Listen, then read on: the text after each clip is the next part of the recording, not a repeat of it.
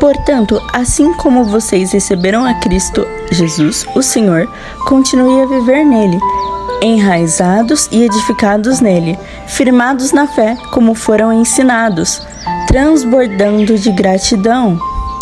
Colossenses 2, do 6 ao 7.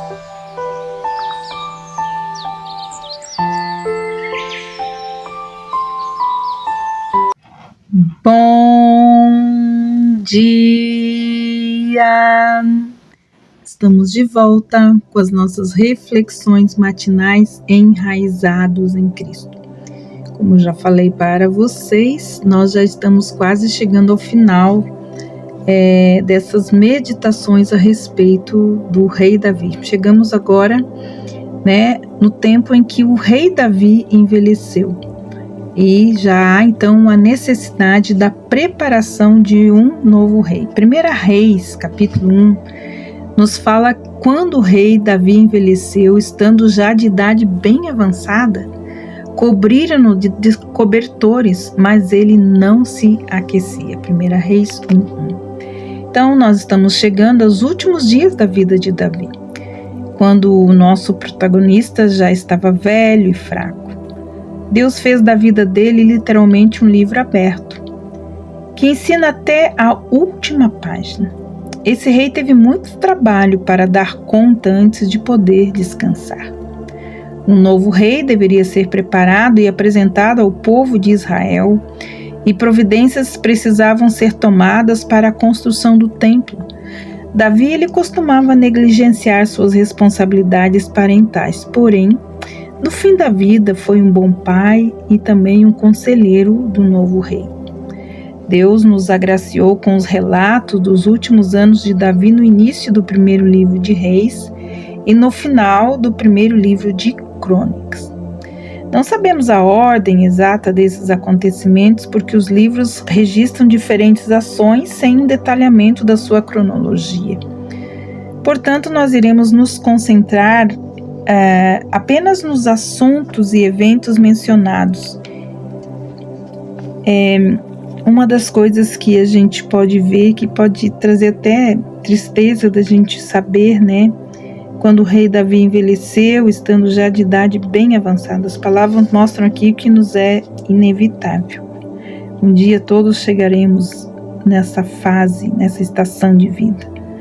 Uma das vidas mais bem documentadas da história estava caminhando para o fim.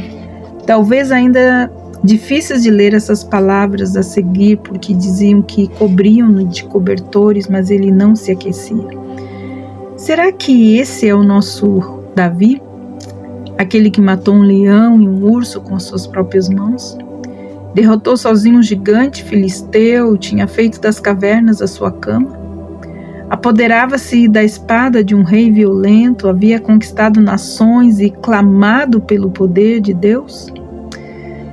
Nós podemos ver como é triste o definhamento em seus últimos dias. Quando ele apareceu tremendo de frio sobre grossos cobertores, é que percebemos como a humanidade é frágil. Hoje em dia, Davi não seria muito idoso, Ele se aproximava da morte com uma idade muito mais baixa que a dos patriarcas que o precederam, talvez ali nos 70 anos de vida.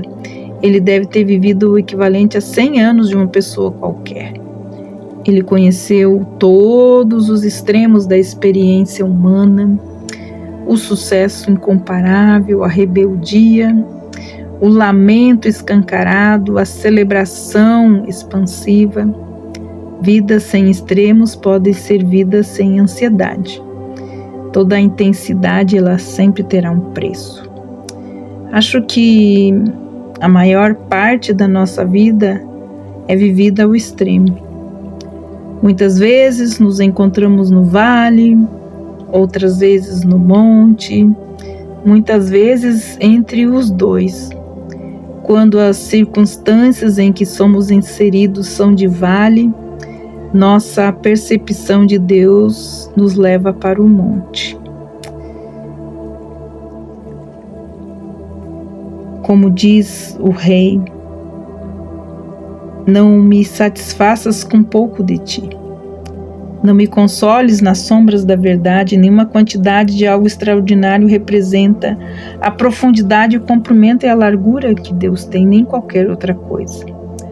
Grave essas palavras em seu coração para que saibas disso o tempo todo. Que nenhuma barreira fique no caminho, por mais extraordinárias que sejam as distâncias. Que o poder de Deus seja sempre a nossa porção e que sua glória sempre seja o nosso alimento. E que, mesmo que Ele nos leve aos extremos, que lá encontremos Ele. Davi, ele passou a maior tempo, parte da sua vida nos extremos, mas ele encontrou o Senhor em cada aventura, assim como nós.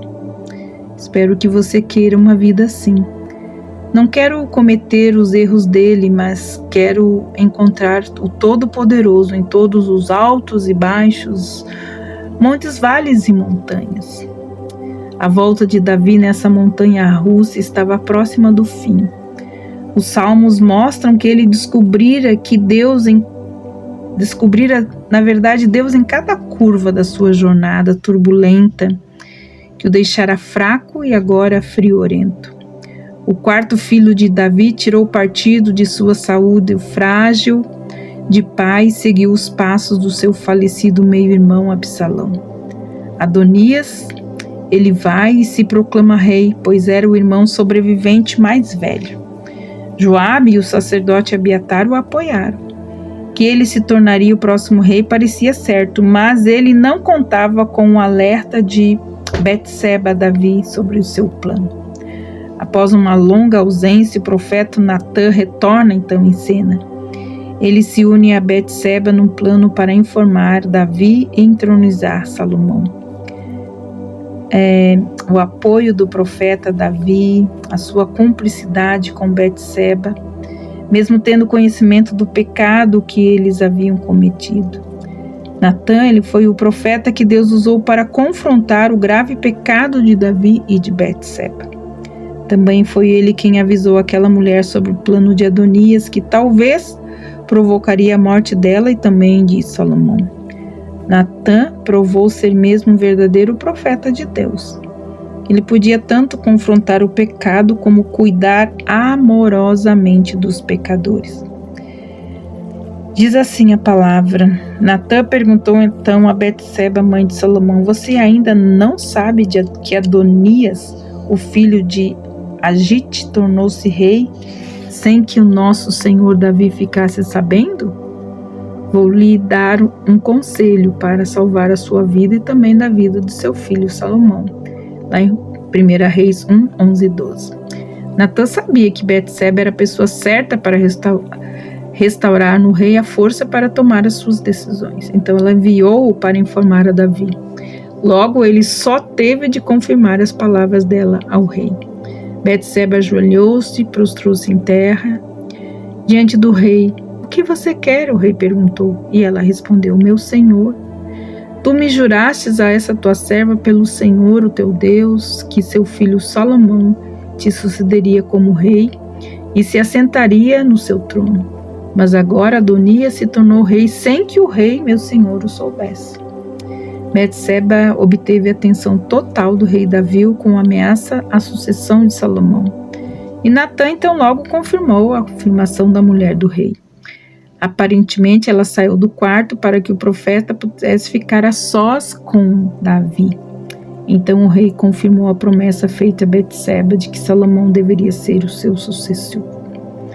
Davi poderia facilmente ter expedido a ordem sem Betseba estar presente, mas convocou sua rainha para que lhe pudesse fazer um juramento. As palavras então foram dirigidas diretamente a ela, dando a ideia de que ela era uma questão não apenas real, mas também conjugal. O rei fez um juramento, jurou pelo nome do Senhor, o qual me livrou de todas as adversidades, que sem dúvida hoje mesmo vou executar o que jurei pelo Senhor, o Deus de Israel. O meu filho Salomão me sucederá como rei e se assentará no meu trono em meu lugar. 1 Reis 1, 29 e 30. Betseba deve ter sido uma inspiração para os olhos já cansados de Davi. Sem nenhum bom julgamento explícito, ele havia capturado a atenção do rei em um terraço enluarado, muitos anos antes desse episódio. Agora, passado muitas décadas, creio que ele tem achado a beleza nela mais uma vez. Sabemos que a necessidade traz vida à alma, nem que seja por um momento. Davi, que parecia que morreria de tanto frio, posteriormente assumiu o controle de tudo. Cumpriu a vontade de Deus e satisfez os desejos do coração de sua rainha. Quer seja em um leito enfermo, quer seja no trono, Davi, sem dúvida, ainda era o rei. O breve privilégio de Davi me lembra alguém muito especial. Nossas famílias, nossos idosos, muitas vezes debilitados. Às vezes vemos seus passos perderem vigor de uma hora para outra. Mas nós precisamos aprender que o Senhor, Ele sempre estará conosco e Ele trabalha por nós. Então, nós vamos continuar meditando amanhã sobre a velhice do rei Davi e todo o aprendizado que podemos aprender com ele. Que Deus abençoe vocês e até amanhã com as nossas meditações matinais enraizados em Cristo. Que Deus te abençoe e até lá. Nunca esqueça, Deus é o Deus dos montes, Deus é o Deus dos vales e Deus sempre estará conosco. Deus abençoe você.